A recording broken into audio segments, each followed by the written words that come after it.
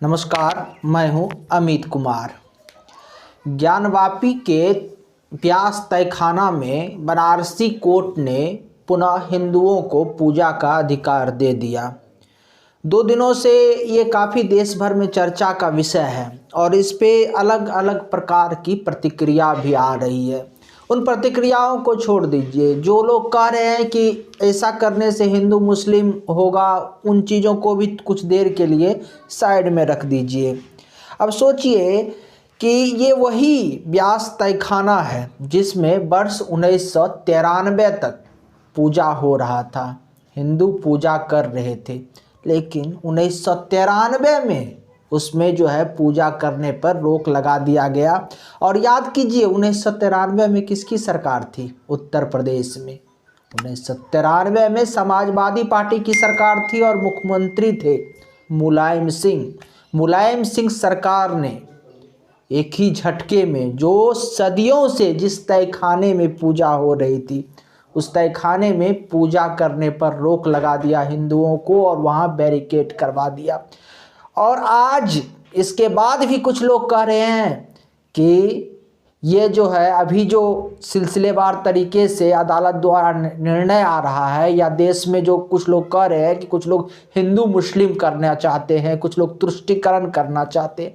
तुष्टीकरण आज हुआ है कि तुष्टीकरण 1943 में हुआ, क्षमा कीजिएगा 1993 में हुआ था। जरा सोचिए, क्या ये तुष्टीकरण की प्रकाष्ठा नहीं थी कि किसी को एक धर्म विशेष को खुश करने के लिए, सिर्फ चंद वोटों के लिए आपने सदियों से चल रही परंपरा को बंद करवा दिया। और आपने उस जगह पर जब मंदिर में व्यास तहखाने में पूजा करवाना बंद कराया तो एक नया विवाद इस देश में आपने उत्पन्न नहीं किया।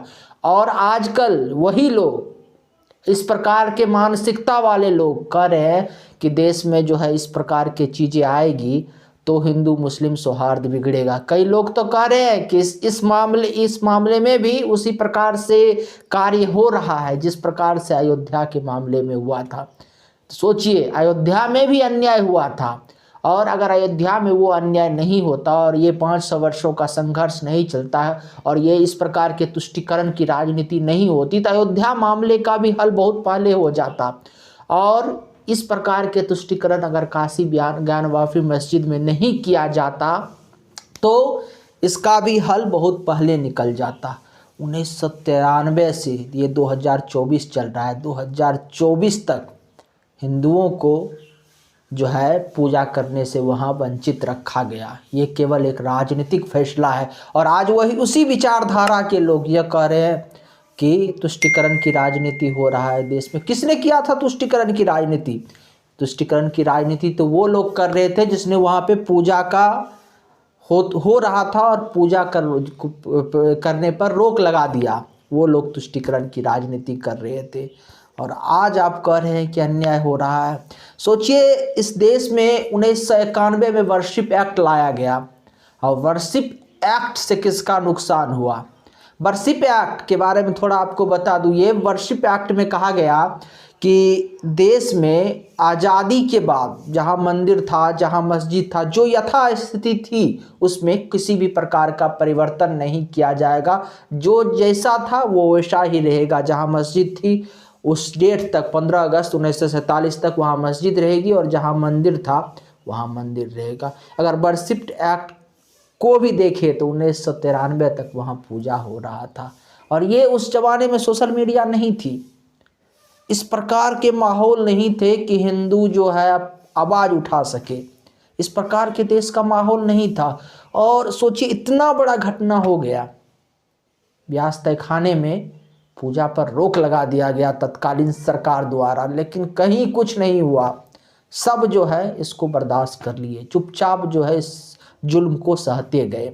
और आज वही लोग जब अदालत के द्वारा फैसला आ रहा है तो कह रहे हैं कि ये हिंदू मुस्लिम हो रहा है देश में। नहीं, ये हिंदू मुस्लिम नहीं हो रहा, ये न्याय हो रहा है साहब। जिसको आप आज हिंदू मुस्लिम कह रहे हैं ये न्याय है। और तत्कालीन जो ताज़ा अपडेट है वो आपको बता दूँ। इसके खिलाफ बनारसी कोर्ट के खिलाफ जो है अब सुप्रीम कोर्ट में भी चले गए हैं मुस्लिम पक्ष के द्वारा कुछ लोग। और जो है सुप्रीम कोर्ट के चीफ जस्टिस ने कहा कि आप पहले हाई कोर्ट का दरवाज़ा खटखटाइए।